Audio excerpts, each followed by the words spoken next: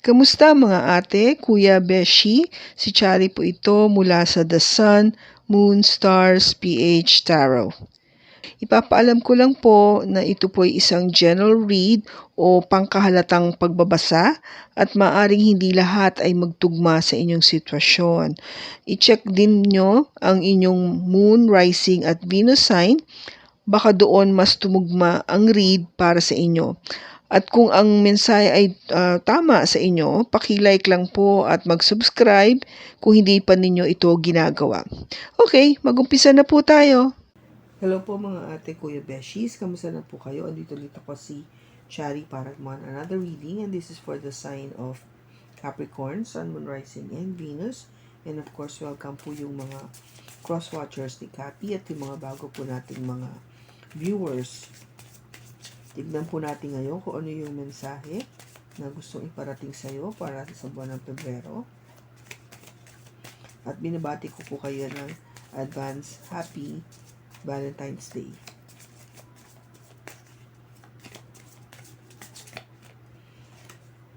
We have love language affirmation. Loving words holds great power. Yeah. Holiday. Okay, so enjoy a change of scenery to spice up your love life. Open your heart. Love is the highest energy of all. Let it in. Okay, Capi? So, ito yung sinasabi dito na it could be yung love language mo is by saying words, no? Nagsasabi ka ng salita. You let your person know how much you feel through words, no? Talagang hindi ka nagsasawa na magsabi ng I love you or I miss you. You know, yung mga ganong words na nakakataba ng puso, 'di ba? Pag naririnig natin na nanggagaling sa ating mga mahal sa buhay. And you might be going into a holiday, no? You might be going into a holiday, Capricorn, with your person. So, look forward to this kasi mayroong sinasabi dito na may plano na mag-holiday o meron talaga kayong kung gaba na set up nyo na yung calendar nyo for the year na magkaroon kayo ng holiday o time together. Okay? Now, it says here, open your heart. Of course, let love come in. Kasi ito lang yung totoo. Love is the only thing that is real in this life. No? Ito lang, love lang talaga ang totoo. The rest are all superficial. Kasi yung love lang talaga ang magsasabi sa iyo ng yung nararamdaman mo is real, totoo. yung pagmamahal na to o yung ibinibigay mong pagmamahal is yung totoo lang. Okay? Yung lahat ng susunod doon ano lang yan. Kung gaba parang sa follow up lang.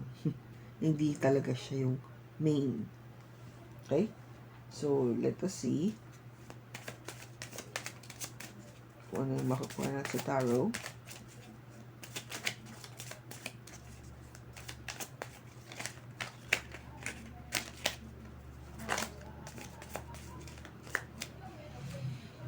We have the Hierophant, the Page of Wands, the Ten of Pentacles, the Empress,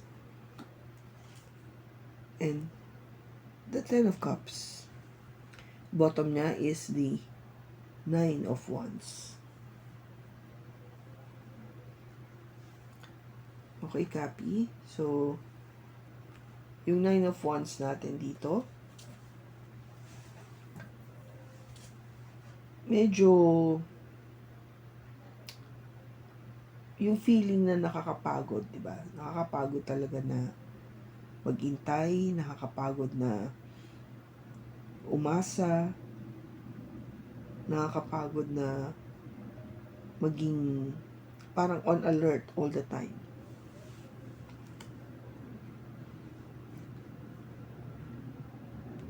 Kasi itong qualities mo, no? Being an earth sign with the King of Pentacles, ikaw to no? You wanted that stability. You wanted that security. You are so determined to be successful sa ginagawa mo, no? And sometimes it's really tiring, nakakapagod. Nakakapagod na magtrabaho, na talagang, alam mo yon, yung always on your feet, making sure things are in order, yung mga ganung scenario. Kaya ikaw, you are manifesting, no, with the Magician. Pinagdarasal mo na may babago. Exactly, may babago with the Death card, no? You want change. Hindi naman sa nananawa ka na, no? Nagsasawa ka na sa nangyayari sa araw-araw ng trabaho mo. But sometimes, di ba, medyo para maiba-iba naman ng konti yung routine.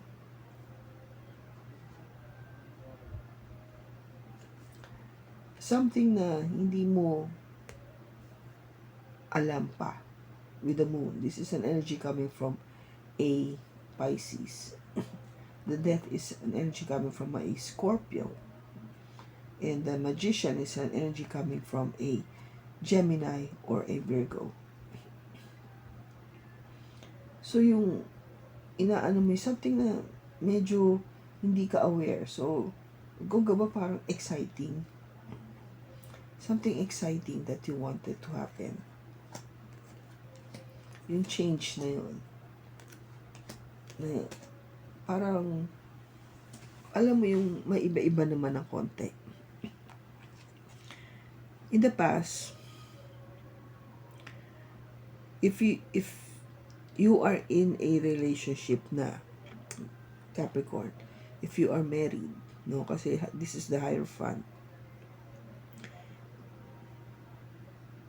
Kung married ka na, or gusto mo maging married ka, no, sa past, gusto mong, in other words, maging married o magkaroon ng asawa. Kung hindi ka pa may asawa, gusto mong magkaroon ng asawa, okay? And of course, yung challenge is to find somebody na talagang would be the perfect match for you. Somebody na also magte-take action towards you, who is also passionate towards you, na makikita mo na may potential yung relationship. And would lead into the Ten of Cups. That would lead into the Ten of Pentacles. Ito yung magpapakasal tayo, magkakaroon tayo ng pamilya, we will have our house, our car, our money in the bank, we will plan holidays, no? We plan tayo ng mga holidays, mga ganon. In other words, pang matagalan na to, pang habang buhay. Hanggang tumanda na tayo. Really creating a family. So, if you've started, no, having this dream of getting married, you wanted really fulfillment na maging married. Kung married ka na, you want something na talagang mas umangat pa yung married life nyo into this. No? Ma-reach nyo yung lahat. Kung ba yung merong talagang total security sa inyong relationship. Sa pera, sa pakiramdam, no? Sa emotions, ganon. Of course, ang intention mo is to provide that abundance, no? Magkaroon ng abundance yung relationship. Hindi lang love, but really abundant, no? Mag-grow yung relationship, yung family. Magkaroon ng mga bata, magkaroon ng pamilya, o mabuo ang pamilya, parang ganon.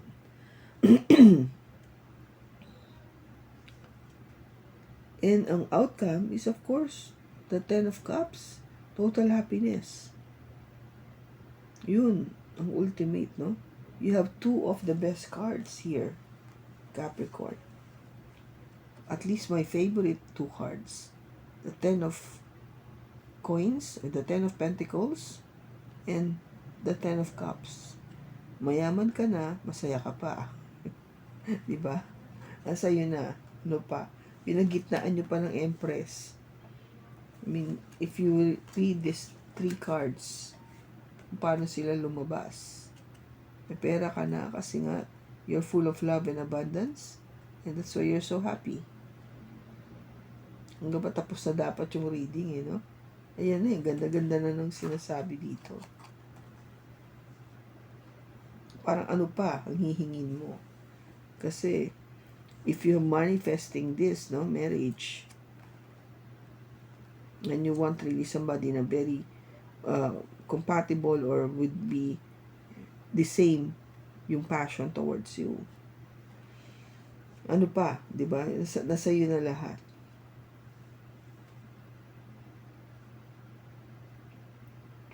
Kaya ano pang gusto natin clarify? Wala naman tayo pwede clarify kasi lahat maganda. You know, it's so positive.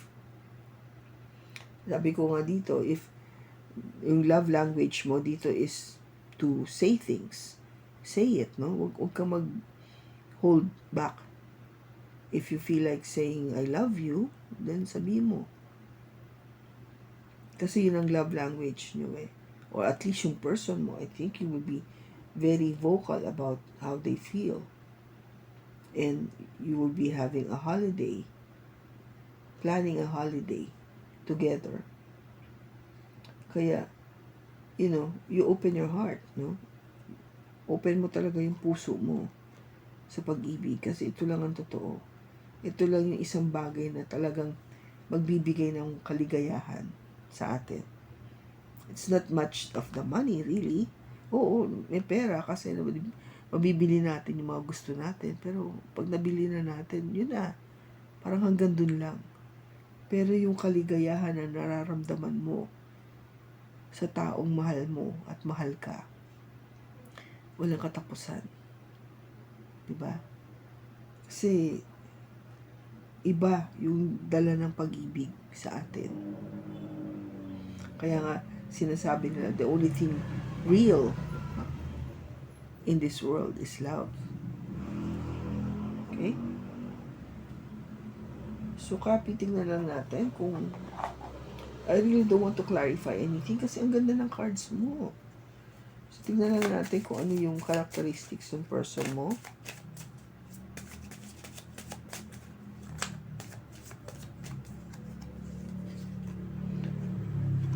May katabaan. So, medyo healthy siya. Pero mabait. Oo. Marunong sa pera. Saan ka pa? Maiksi ang buhok. May katungkulan sa trabaho. Wow, boss. Marunong sa pera. Mahilig sa music. Wow, yeah. That's nice. So, ito more or less yung characteristics ng person mo. Okay?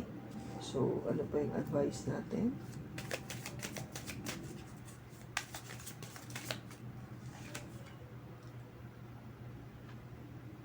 Have patience. Love is patient and kind, always. Yeah. Maging pasensyoso ka. And look to your inner strength. You are stronger than you think or than you realized. Okay?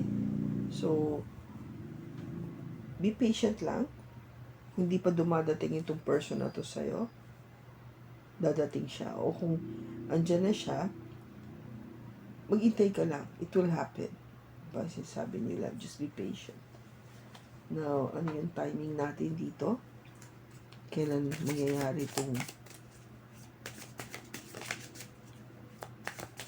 kasal na to?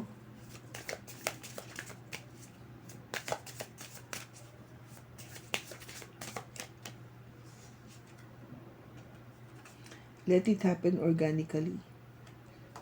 Pabayaan mo lang. Mangyayari at mangyayari ang mangyayari. Diba?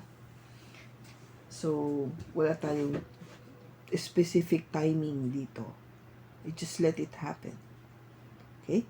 So, I hope na nakatulong ito sa iyo, Kapi. Pasensya na kung maigsi yung reading, but maganda kasi yung cards mo. Ayoko nang guluhin pa. Alam mo yon, napakaliwanag naman ng message eh.